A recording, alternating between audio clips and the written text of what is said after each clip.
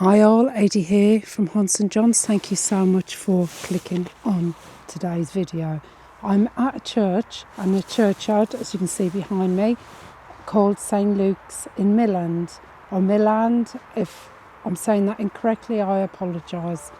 It's also called the Church in the Woods because it's set in some lovely woodland just off the main road.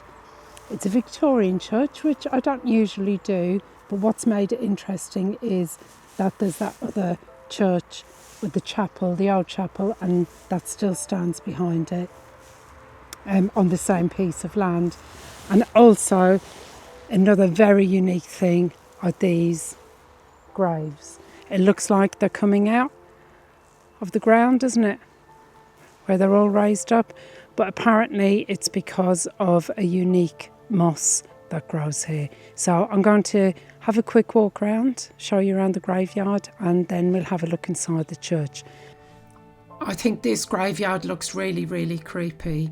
So it's because of the moss. Now the moss has grown over the graves, like you can see this one here. So underneath all the moss there is actually like stone surrounds on lots of them, but they look really, really unique.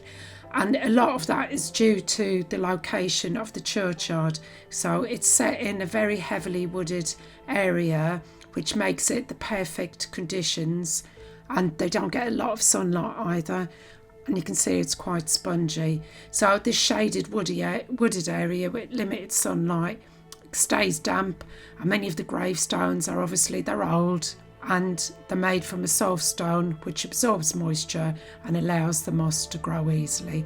And unlike a lot of graveyards, this one hasn't been cleaned or landscaped and the moss hasn't been scraped off, so it's just been left to spread and stay. And over time that has created this beautiful continuous green carpet, and it's grown over the graves, which I think looks really quite eerie. I wouldn't want to be here on a misty night. I think you'd probably think that there was stuff or people or bodies raising back out of the ground. As I mentioned before, St Luke's is often called the Church in the Woods, and it's a Grade 2 listed Victorian Gothic parish church located between Liphook and Rake in West Sussex. And if you look up above there at that window, you can see there's two faces. Can you see them? Either side, and there's also 3 clock faces, but from the limited information I could find out, I don't think any clocks were ever installed in there. And it was built between 1878 and 1880 to replace an earlier smaller church which is called Tuxleth Chapel, which is actually still located on the site. I've done another video about that. If you are interested, you'll find it on my channel.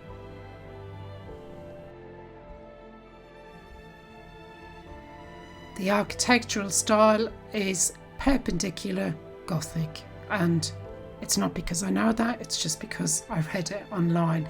So it's made of a local Wealden sandstone with ashlar dressings, and the church has a nave, aisles, and a very distinctive tall west tower, as you can see there.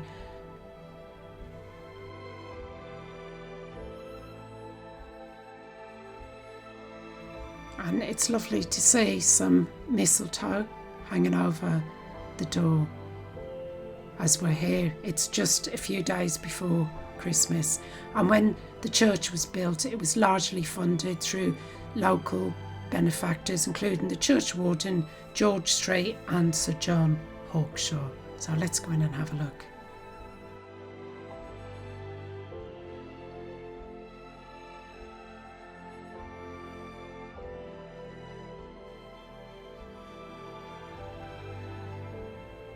And it's really beautifully tall, it's airy, and I do like the stonework as well. It's not all plastered, blank walls. There's some beautiful stained glass windows here.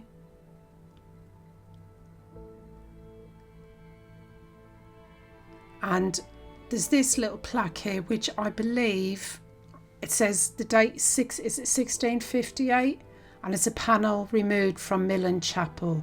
So that's the one I keep mentioning It's otherwise known as Tuxleth Chapel. So it was obviously taken out of there because that chapel did fall into a lot of disrepair.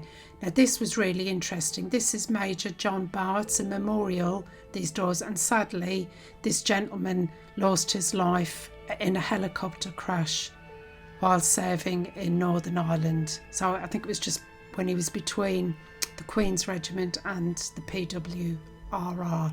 It's just when the two regiments amalgamated. And this is really interesting as well. Another piece from the old Tuxleth Chapel. So this was found buried, can you believe? So it was discarded in the churchyard and it was brought into St Luke's, and they believe that it was originally in the old chapel. So for whatever reason it got chucked away, but at least it was rediscovered. And that was the memorial to all the servicemen who had died in the two wars. And I found this wonderful book. Never found anything like this before. I've seen obviously remembrance books, but this book in the little wooden case up by the window, look at this, the details. So it went into great detail about each of the men who died and where they were killed in action, and a little bit more about each individual, which I thought was absolutely wonderful. I wish I'd had more time, or if I could have bought a copy of the book, I definitely would have. Absolutely fascinating.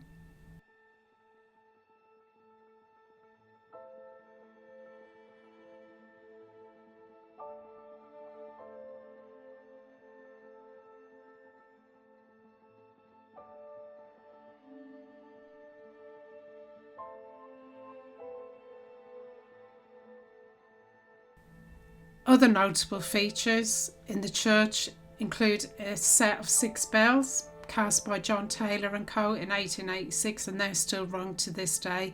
And there's several stained glass windows, as I've already mentioned, including memorials designed by Christopher Wall from about 1899. Love this brass plaque. Couldn't read it, the light just was shining on it, but I love that it's clean and kept in good condition. And this was my favourite stained glass window of the church.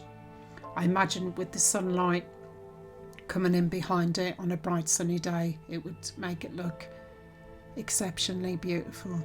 And you can see the 3 angels up the top there. Absolutely beautiful.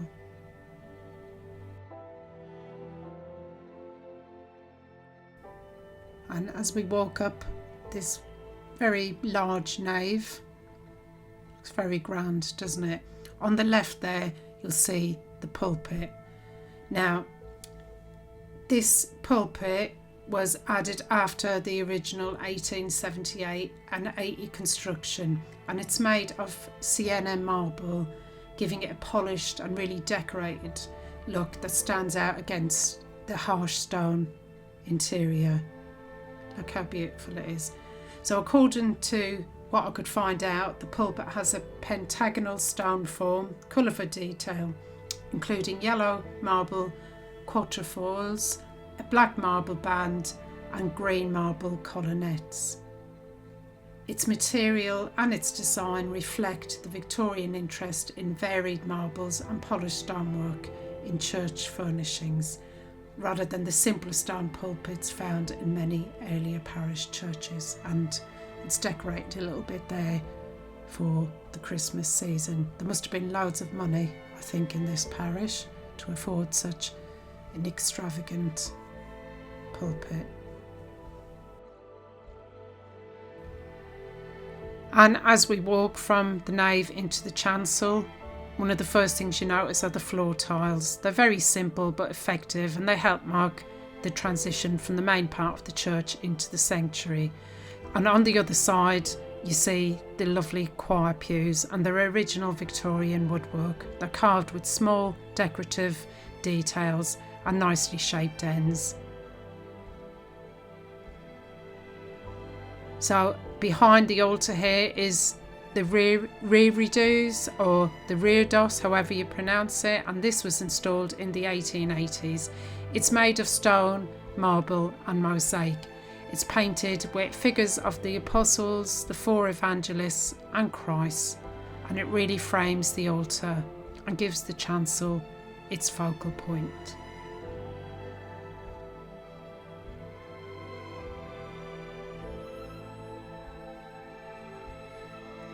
And then above, you see in the background there the beautiful stained glass window.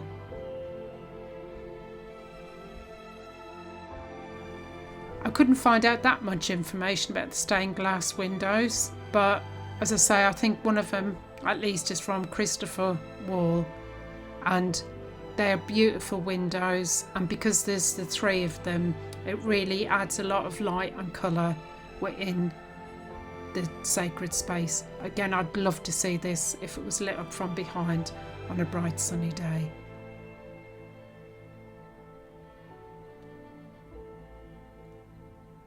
So together, the chancel architecture, the decorative floor tiles, the carved choir pews and the painted reredos or reredos and the coloured glass really create a cohesive and richly detailed chancel. And there's loads of memorials on the walls here for local parishioners.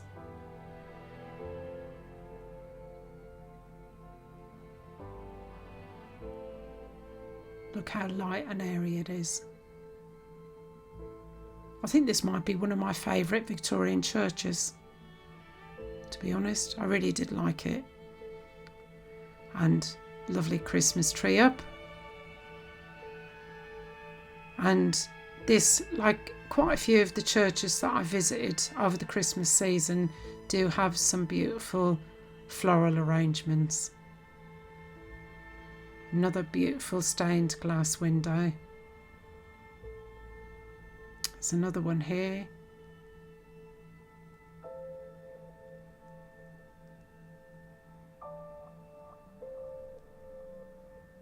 There's another memorial here, but then the next windows are plain.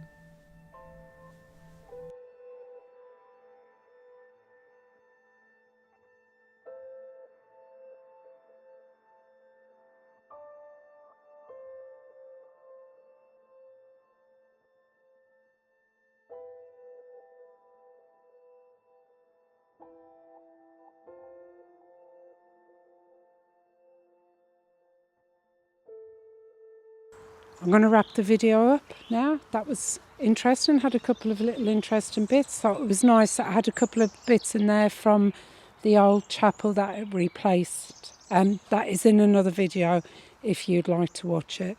As always, thank you to each and every one of you who've watched. Please do like and subscribe and hit the hype button. It doesn't cost you anything, but it really helps my little YouTube channel out here, helps boost the algorithm. And if you do want to support the channel, you're not obliged to at all. There's Buy Me a Coffee down below. So thanks again for watching, and I shall see you for the next one.